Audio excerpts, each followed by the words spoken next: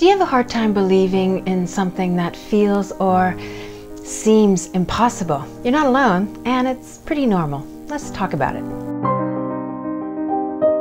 Hi there, beautiful souls. I'm Michelle Duque. Welcome to my channel, Soulful and Unplugged, a channel about the spiritual awakening journey where I show you how to live a more joyful life by helping you navigate your human journey through your soul's perspective.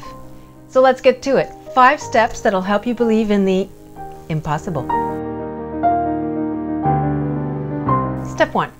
Know that it's a topsy-turvy world. What do I mean by that? From my perspective, the world is upside down. We believe in the physical reality before we actually believe in the energetic reality. And it's the other way around. You believe in the energetic reality, and then the physical reality is created. Believing in what you're imagining is creating the physical reality that will come later. Even I have to remind myself of that. Even I fall prey to that. I believe in this 3D density quite often. I'll buy into it, and then I just shift gears and go, wait a second, I'm buying into just what I see, but there's so much more beyond that. So how do I get myself to a place where I can actually believe it? I remember it's a topsy-turvy world. Things are not what they seem. And here's a simple example. You see someone that has what you want. There is no difference between you and that other person energetically. Energetically, something happened prior to them creating that for themselves. All you have to do is understand that if it's possible for them, it is possible for you. Tap into the joy and believe that you absolutely can attain the same thing by finding a through line between the energy and the physical reality of it. Think of anything that's been created on this planet first arrived as a thought, as a creation that first started in the imagination. That imagination is energy. That is the topsy-turvy world. It's not that the reality happens and you work backwards. The imagination happened. The energy is fueled by that imagination. And then eventually it becomes a physical reality. Okay, the second step is, even if we see it, we still don't believe it. Why is that? It's human. Every human being has that process that they have to go through. It's part of being here. It's part of being on earth as a human being.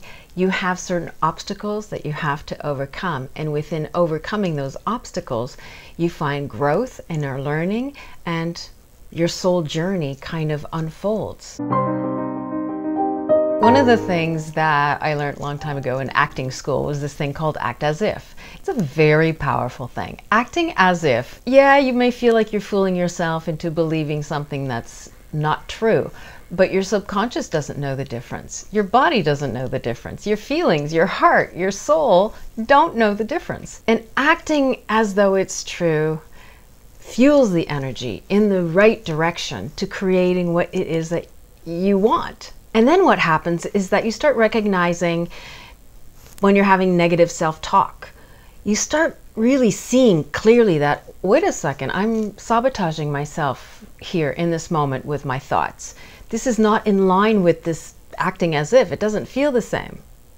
So you can mindfully stop yourself as it's happening. Because doubt is going to come up. We're not meant to be without doubt. We're not meant to be without any negative emotions. It's part of the whole spectrum of who we are as human beings. And doubt is it's a really healthy thing if you can see it as kind of a little red flag saying, oh, you need to work on this. So if you catch yourself feeling doubtful, that's a good thing.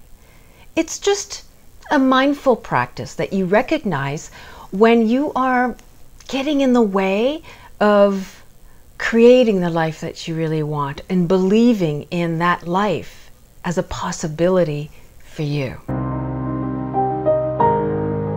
Number 3, the magic power of believing. Believing is feeling. Don't believe me? I'll give you an example. Let's say we have this idea of doom. Something bad's gonna happen. And your body reacts to it. Your heart starts racing, your mouth gets dry. You really feel fear at a simple thought of doom. Now, if that is possible, why isn't the opposite possible? See, your subconscious can't tell the difference between this thought of doom and or this thought of beautiful imaginary creation of what you want for your life. Your subconscious takes it all at face value and just absorb whatever it is that you're believing in. And if the body responds physically to this thought of doom, why can't the opposite be true? Your body can respond to this thought of a beautiful creation. If you can tap into what that feeling is of belief, what does it feel like to believe that something you want is actually possible? Feel it in your body. And we often create these terrible situations for ourselves with fear alone. And it's not about, repressing the fear. It's about acknowledging the power of our mind. If our mind can be so powerful as to create this physical reaction, then our mind can be equally powerful to create its opposite. It's amazing. The minute you start believing, you start seeing it everywhere. You start seeing examples of what you're believing in everywhere. You actually start seeing that it's possible. And the magic power of believing is that believing does lead to seeing. Step 4 is understanding the challenges of the spiritual journey. One of the great challenges of the spiritual journey is trusting and surrendering to a power greater than ourselves. And this is no different. We are trusting and surrendering to the universe, to the co-creative aspect of the energetic world. It is very challenging to trust and surrender. I totally get that. I really do. But at the same time, we know within the depths of our souls that there exists this immense power that is co-creating along with us. If you can spend time tapping into that and remembering that you are a co-creator with this immense power, it'll help you trust and surrender, because you know that you're directly involved. Like you're directing the thoughts to focusing the energy where you want to go. And this co-creative energy and this higher power is there for you. But it can't help you unless you also trust and surrender to this greater power.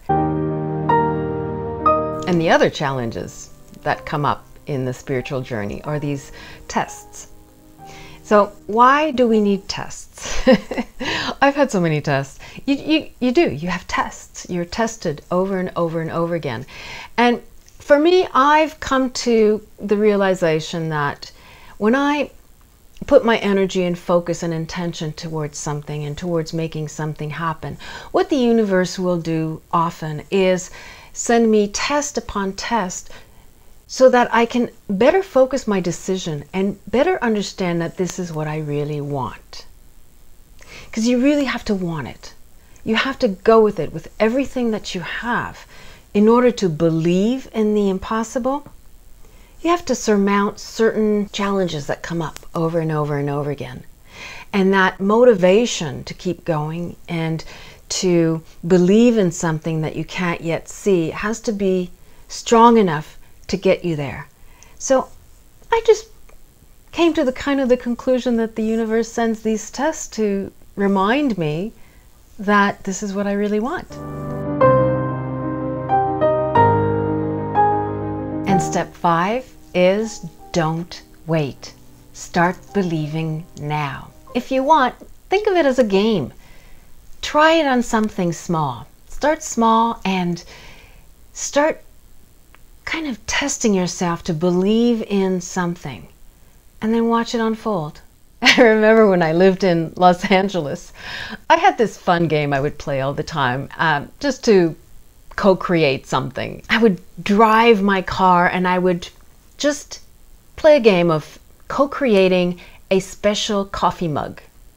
I would just say, I am seeing in my mind a special coffee mug that I just, I really want that special coffee mug, and I could see how it looked and how it felt, and I just played around with that just to have fun. I was just testing things in a way. And lo and behold, the mug somehow would show up. It may be just that I was in a coffee shop and they all had these beautifully multicolored mugs and I would be served coffee in that particular mug. But still, it was kind of a small way to remind myself that if I just start believing now, eventually it will show up. And it's not about denying your reality. Absolutely not. It is very important not to deny the reality you're in, because from that reality that you're in right now, you are co-creating a new reality. So you can't deny what's actually happening in your life, but it's more the thing that you're creating a new reality from this present, current reality. It's about believing in your co-creative participation. It's about believing what you're creating at the energetic level, not only what you're seeing at the physical level. And here's a little bonus. I always leave room for things to be better than I could ever imagine, because that's often what happens. You can only imagine so much because your reality has certain things in it. You can't sometimes imagine some things in a way that the universe has imagined for you, that the universe is unfolding for you, and it can be absolutely phenomenal, much better than anything you could ever imagine. And so in the end, what I want to leave you with is this idea that if you catch yourself not believing, remember that you're creating that non-belief. If you can catch yourself not believing, then you can shift into actually trying it out. Try just for a day, a week, a month. Try to believe in something that you actually think is impossible.